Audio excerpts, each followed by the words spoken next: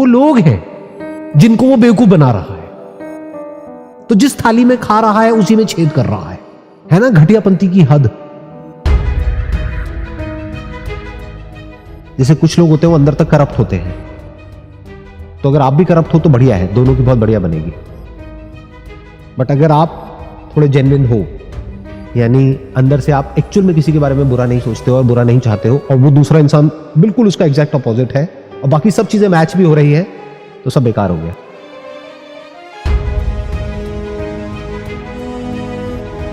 अगर उसमें ये करने का दम नहीं है तो वो क्या कर रहा है, अपनी सेल्फ रिस्पेक्ट को बेच रहा है हमेशा के लिए।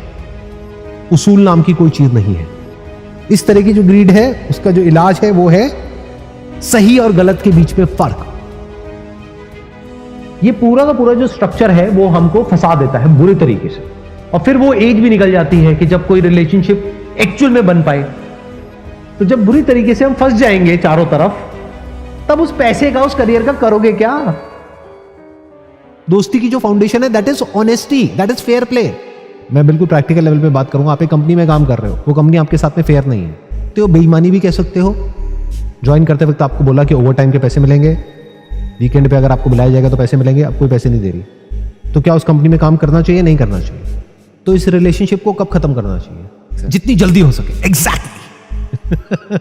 बट हम ऐसा करते नहीं है और फिर फंस जाते हैं। फिर आदमी कहता है कि एक अनजान दोस्त से अच्छा है जाना पहचाना दुश्मन, तो उसके साथ रहे चले जाते हैं, रोते रहते हैं, गालियां निकालते हैं उस कंपनी को, लेकिन रहते उसी कंपनी में।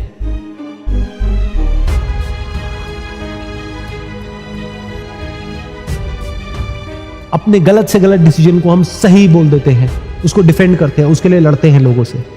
कोई सही देख भी रहा होता है, कोई सही बोल भी रहा होता है, तो हमें वो बात नहीं समझ आती है। पास्ट में जितने भी इन्वेजन्स हुए हैं, जितने भी क्राइम्स हुए हैं मास लेवल पर, जितना भी करप्शन है जो हम सबकी नस नस में दौड़ रहा है, उसके पीछे जो जड़ है वो ग्रीड है। जैसे वो एक्टर है, वो डिजर्व करता है क्योंकि वो एक अच्छा एक्टर है, लेकिन उसके बाद भी ये जो ग्रीड है वो उसकी नस नस में दौड़ रही है। क्यों? क्योंकि कभी उसने बैठ करके अपने आप से क्वेश्चन नहीं पूछा है कि मुझे जो भी कुछ मिला है वो किसकी वजह से मिला है। उसका जो अन्नदाता है वो एक्चुअल में कौन है? क्या कोई भगवान है या वो लोग हैं जिनको वो बेवकूफ बना रहा है? तो जिस थाली में खा रहा है उसी में छेद कर रहा है ना घटियापंथी की हद। आप कुछ गलत करोगे क्यों? अच्छे और गलत की डेफिनेशन को पहले क्लियर कर लो अपने माइंड में अच्छे से। एक डिजायर है जो आपको लालची बना देता है। ऐसा इंसान ना खुद के लिए अच्छा है ना औरों के लिए अच्छा है, क्योंकि ना तो वो खुद चैन से सो सकता है ना किसी को सोने दे सकता है। ऐसा आदमी पूरी दुनिया के लिए खतरनाक है, जो बहुत ज्यादा लालची है। यानी कौन? जो अपने फायदे के लिए किसी और का नुकसान भी करने को तैयार है। तो ऐसे डिजायर्स अपने अंदर प्लांट मत करो। ग्रीड क्या है? ये बिल्कुल आग के जैसी है। ये जो दुनिया जल रही है ना, वो उस आग की वजह से तो जल रही है जिसको ग्रीड कहते हैं। बट आपको क्या लग रहा है, जो इस दुनिया को जला रहा है उसमें जो आग है वो खुद नहीं जल रहा है। हिस्टोरिकली अगर आप देखेंगे, जो भी ग्रेट एम्परर्स हुए हैं सो कॉल्ड, उनका एंड देखो कितना गंदा है। अंदर रिग्रेट के अलावा और कुछ नहीं है कि आपने इतनी जाने ले ली या आपने इतना कुछ बुरा कर दिया। क्योंकि कभी ना कभी तो इल्यूजन खत्म होता ही है ना, कभी तो वो मोमेंट आएगा। ट्रस्ट कैसे बिल्ड होता है? नेटवर्किंग कैसे होती है? और नेटवर्किंग क्या होती है? ये होता है कमिटमेंट पे टिके रहने से, उससे नेटवर्किंग स्ट्रांग होती है। दूसरी नेटवर्किंग जिसको हम नेटवर्किंग समझते हैं, अरे वो तो कुछ नहीं है, वो तो नकली नेटवर्किंग होती है कि आप गए किसी के साथ में कॉफी पी रहे हो और स्माइल पास करी और बात करी। सामने वाले को जब समझ आएगा कि आप नकली हो तो सारी नेटवर्किंग सब बेकार हो जाएगी। आपकी जबान की वैल्यू होनी चाहिए कि if you are saying something you must mean it और डोंट से इट। तब सामने वालों को आपके ऊपर ब्लाइंड फेथ हो जाता है और आपको उनके ऊपर। Under commit and over deliver. कम बोलो, ज्यादा मत बोलो।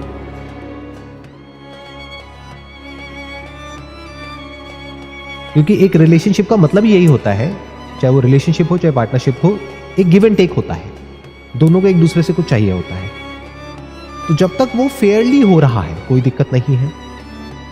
मान लो आप वर्किंग हो, आपकी जो वाइफ है वो हाउसवाइफ है, तो आप दोनों इक्वल हो।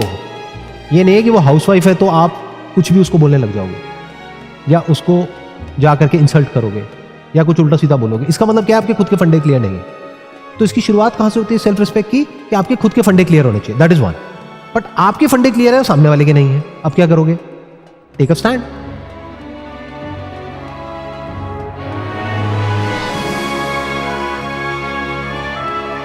तो घर वाले कहते हैं कि अब थोड़ा बहुत तो एडजस्ट करना ही पड़ेगा। अब वो थोड़ा बहुत एडजस्टमेंट कहां तक जाएगा और कब तक चलेगा?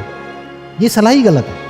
दे शुड से कि लड़ना नहीं है, लेकिन पोलाइटली सामने वाले को समझा दो कि मेरी आदत नहीं है इस तरह से ये सब चीजें टॉलरेट करने की। लड़के को कुछ चाहिए होता है अपनी लाइफ से, लड़की को कुछ चाहिए होता है, तो एक तरह का रबर बैंड होता है जिसको दोनों तरफ से वो खींच रहे होते हैं। ज्यादा खींच दिया तो टूट जाएगा। समझ रहे हो प्रॉब्लम? मतलब ये एक आर्ट है और साइंस है। साइंस क्या है? नेगोशिएशन। और आर्ट क्या है? आपको समझना पड़ेगा कि उस रबर बैंड को कितना खींचना है, यानी अगर लड़ना भी है तो कितना लड़ना है। ज्यादा लड़ लिए तो गड़बड़ हो जाएगी, बिल्कुल भी नहीं लड़े तब भी गड़बड़ हो जाएगी।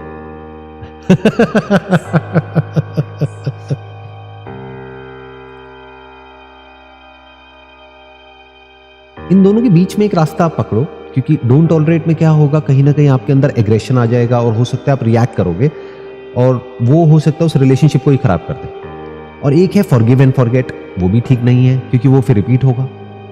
तो आपको क्या करना है? बड़े आराम से पीसफुली प्रोटेस्ट करना है।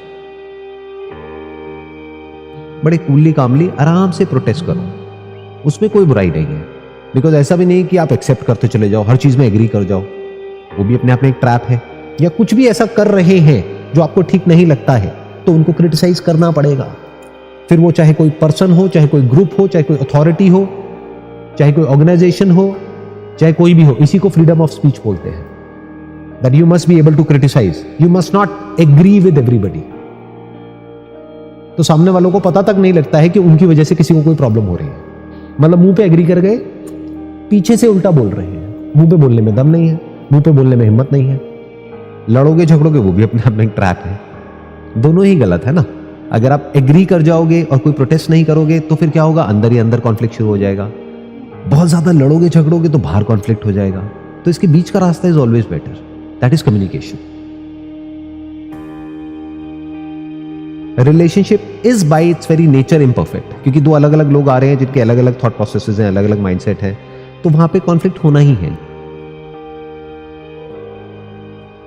जहां पे नहीं लेना है स्टैंड, छोटी मोटी चीजें हैं, ओके ठीक है, आप अपनी मर्जी से कर लो, दैट्स ओके।